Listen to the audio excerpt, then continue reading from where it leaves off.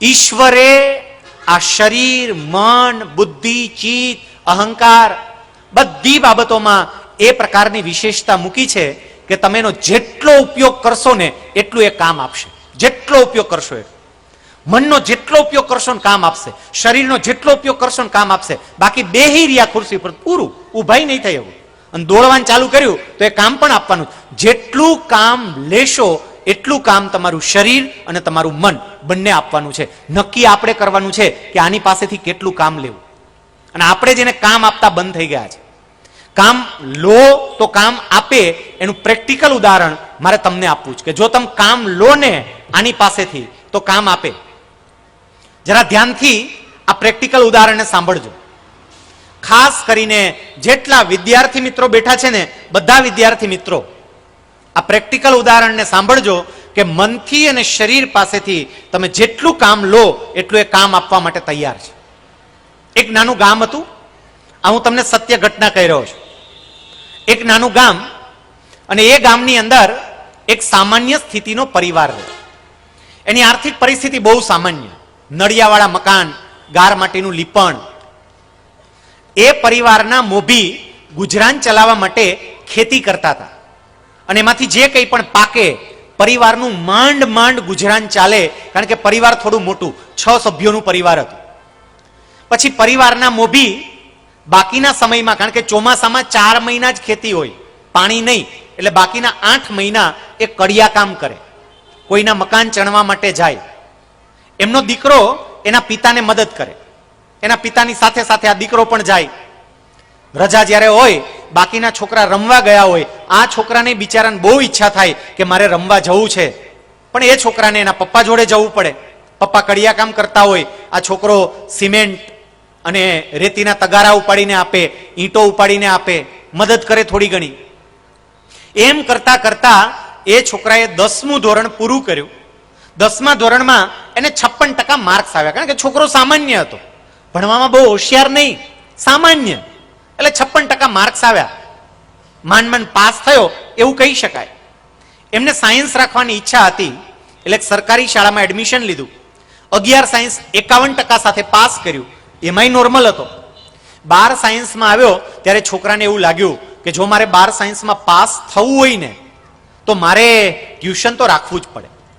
2500 રૂપિયા ટ્યુશન ફીના ભરવાના હતા. ઘરે આવીને પપ્પાને વાત કરી, પપ્પાએ ના પાડી દીધી, પૈસા નથી. પેલા છોકરાએ દલીલ કરી, પપ્પા વાપરવા માટે નથી જોતા, ભણવા માટે જોઈ જ પપ્પા, ભણવા માટે આપો. અને એના પપ્પા એવું કહે છે કે બેટા હોય તો આપું ને, કઈ છે જ નહીં તો હું તને કેવી રીતે આપું. એ છોકરો એકદમ નિરાશ થઈ ગયો. એમણે નક્કી કર્યું તો ભણવું જ નથી, ભણવાનું એને છોડી દીધું. હીરા ઘસવાના ચાલુ કર્યા. એનું ગામ અને નજીકનું શહેર બંને વચ્ચે 8 કિલોમીટરનું અંતર, 8 કિલોમીટર દૂરના શહેરમાં આ છોકરો રોજ સાયકલ લઈને હીરા ઘસવા જાય. બસમાં નહીં જવાનું સાહેબ, ટિકિટ ભાડાના પૈસા ના પોસાય. સાયકલ લઈને હીરા ઘસવા જવાનું, સાયકલ લઈને પાછું આવવાનું.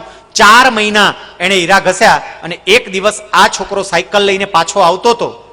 એના ગામના 3-4 છોકરાઓએ આ હીરા ઘસુ છોકરાની મજાક કરી, એની મશ્કરી કરી. આ છોકરાને બહુ લાગી આવ્યું. છોકરો ઘરે ગયો, એની મમ્મીએ જમવાનું બનાવેલું, જમ્યો નહીં, ભૂખ મરી ગઈ. રાત્રે સુવાનો પ્રયત્ન કરે, ઊંઘ ના આવે, પડખા ફર્યા કરે. અને અડધી રાત્રે એ છોકરો નક્કી કરે છે કે નહીં, મારે કંઈક અલગ કરવું છે, મારે દુનિયાને મારો અલગથી કંઈક પરિચય આપવો છે. અને એ છોકરો બીજે દિવસે સવારે એના પપ્પાને એવું કહે છે કે પપ્પા મારે ભણવું, મારે હીરા નથી ઘસવા, મારે ભણવું છે. એના પપ્પા કહેલા ટકા નથી આવતા, 56% માર્ક્સ લાવે છે, તે જ ભણવાનું બંધ કર્યું હતું, 4 મહિના હીરા ઘસ્યા, પગાર આવવાનું ચાલુ થયો, હવે શું ભણવું છે. છોકરો કે નહીં, હું મહેનત કરીશ, હું આગળ વધીશ, હું મારી જેટલી શક્તિ છે એ શક્તિનો ઉપયોગ કરીશ, પણ મારે ભણવું છે. એના પપ્પાએ છૂટ આપી. એ છોકરાએ ફરી ભણવાનું ચાલુ કર્યું, સાયન્સને બદલે કોમર્સ કર્યું. 12 કોમર્સ પૂરું કરી કોલેજ કરવા માટે મોટા શહેરમાં ગયો, હોસ્ટેલમાં રહેતો, અને પોતાનો ખર્ચ કાઢવા માટે એણે ઓફિસ બોય તરીકે નોકરી ચાલુ કરી. એક નોકર જેવું કામ કરવાનું, કચરા પોતા કરવાના, ચા લાવી આપવાની. આ છોકરો બધું કામ કરતો જાય, પણ એક જ ધ્યેય કે મારે મારી પૂરી શક્તિઓનો ઉપયોગ કરીને મારી જાતને મારે આગળ લઈ જવી છે. એમને ગ્રેજ્યુએશન પૂરું કર્યું, પોસ્ટ ગ્રેજ્યુએશન પૂરું કર્યું. એક દિવસ આ છોકરાએ છાપામાં એક લેખ વાંચ્યો, અને લેખનું મથાળું હતું, તમે પણ સરકારી અધિકારી બની શકો. એને વિચાર્યું આખો લેખ વાંચ્યા પછી કે હું ન બની શકું, સરકારી અધિકારી બનવા માટે કઈ પરીક્ષા, એના માટે શું વાંચવું જોઈએ, બધા જ લાઇબ્રેરીમાંથી પુસ્તકો ભેગા કર્યા, વાંચે. એમ કરતા કરતા એ છોકરાએ પરીક્ષા આપી, સરકારમાં ક્લાસ 2 અધિકારી એટલે મામલતદાર કક્ષાનો અધિકારી બની ગયો.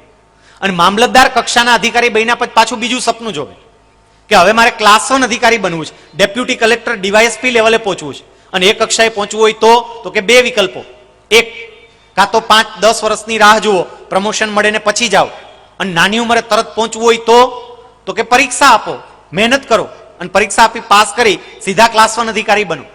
આ છોકરાએ પ્રમોશન દ્વારા નહીં, પરીક્ષા આપી સીધા જ ક્લાસ 1 અધિકારી બનવાનું નક્કી કર્યું. અને એ છોકરાએ એના માટેની પરીક્ષાની તૈયારીઓ કરી.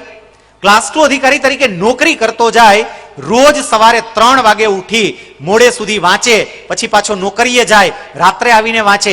એમ કરીને એમણે પરીક્ષા આપી, એમણે પરીક્ષા પાસ કરી, આખા ગુજરાત રાજ્યમાં 3જો નંબર લીધો અને એ છોકરો ગુજરાત સરકારનો ક્લાસ 1 અધિકારી બની ગયો. જે છોકરો એક વખતે ગામડામાં ગાર માટીના લીપણવાળા મકાનમાં રહેતો હતો, જે છોકરો એક વખતે સાયકલ લઈને બાજુના શહેરમાં હીરા ઘસવા માટે જતો હતો, જે છોકરો એક વખતે એના કળિયા પિતાની સાથે મજૂરી કામ કરવા માટે જતો હતો, જે છોકરો એક વખતે ઓફિસ બોય જેવું નોકર જેવું કામ કરતો હતો, એ છોકરો આજે ક્લાસ 1 અધિકારી છે. એટલું નહીં, અત્યારે તમારી સામે ઊભા જ તમને પોતાની વાત કહી રહ્યો છે. આ બીજા કોઈની નહીં, આ મારી વાત હતી. તમારા સામે હીરા ઘસુ ઊભો છે. એક વખત નક્કી કર્યું કે નહીં, આપણે આપણી શક્તિઓનો ઉપયોગ કરવો છે. ભગવાને શક્તિ આપી છે, એના માટે થોડી તકલીફ પડે, પણ પૂરી મહેનત કરી તો એનું પરિણામ મળ્યું. મારે એક એવું છે કે એક્સ્ટ્રીમ લેવલ સુધી કામ કરો, અને જેટલું કામ આની પાસેથી માંગશો એટલું આપશે, તૈયાર જ છે. આપણે એનો ઉપયોગ કરતા નથી. ગોંડલની અંદર 26મી જાન્યુઆરીએ જ્યારે ભૂકંપ આવ્યો ને, આ કચ્છ તો એનું એપી સેન્ટર હતું. 26મી જાન્યુઆરીએ ભૂકંપ આવ્યો, ગોંડલના ગુરુકુલની અંદર 3જા માળે રહેલો એક વિદ્યાર્થી, એમણે 3જા માળેથી કૂદકો માર્યો અને નીચે પડ્યો. એને કારણે એના પગ ધરબાઈ ગયા, ખૂબ મૂઢમાર લાગ્યો. એ છોકરો ચાલી ના શકે. એ છોકરાને નીચેની રૂમમાં રાખવામાં આવ્યો હતો. પછીના દિવસે એટલે લગભગ 27મી તારીખે સવારે 6:30ની આસપાસ ફરી એક મોટા રિસર્ચ સ્કેલનો ઝટકો આવ્યો. એ વખતે એ છોકરો નીચેના રૂમમાં હતો, ચાલી ના શકે, ઊભો જ ના થઈ શકે એવી એની સ્થિતિ હતી. પણ જેવો પેલો ઝટકો આવ્યો ને, એટલે બધા વિદ્યાર્થી એ આવ્યો એમ બોલીને ભાગ્યા. બધા નીકળી ગયા, આ રહી ગયો. એ છોકરો જે ઊભો નહોતો થઈ શકતો એ ઊભો થયો, ચાલી નહોતો શકતો એ દોડ્યો. લગભગ 20 ફૂટની લોબી છે, એ 20 ફૂટની લોબી દોડ્યો રૂમમાંથી બહાર નીકળીને. પછી 4.5 ફૂટની એક દિવાલ છે, એ 4.5 ફૂટની દિવાલ કૂદી અને મેદાનમાં પડ્યો. આટલું દોડવાની શક્તિ આવી ક્યાંથી? હતી જ, પણ મારાથી નહીં થાય એમ માનીને બેસી જવાયું હતું. હતી જ, શક્તિ તો અંદર હતી જ. એવું જ્યારે આવે ને ત્યારે ખબર પડે.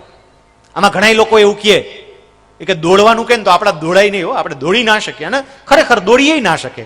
દોડાવે કદાચ 100 મીટરમાં હાફ ચડી જાય. પણ અહીંયા બહાર રોડ ઉપર ઉભા રાખો, અને જે એમ કહેતા હોય કે મારાથી દોડી ના શકાય, અહીં બહાર ઉભા રાખવાના, અમારા જુનાગઢના 2 સિંહ લાવવાના અને હળવેકથી સિંહને મૂકવાના, અને સિંહ સામે જોવે એટલું નહીં, પાછળ દોડે, અને પછી તમે જોજો કેવી સ્પીડ આવે છે. જોજો ક્યાં ખબર જ ન પડે, ક્યાંના ક્યાં પહોંચી ગયા અને ક્યાં જતા રહ્યા. કેમ? કારણ કે અંદરની શક્તિઓએ કામ કરવાનું ચાલુ કર્યું. મારે બીજો મુદ્દો તમને આ કહેવો હતો કે શક્તિઓ તો અદ્ભુત છે, પણ એનો એક્સ્ટ્રીમ લેવલ સુધી ઉપયોગ કરજો.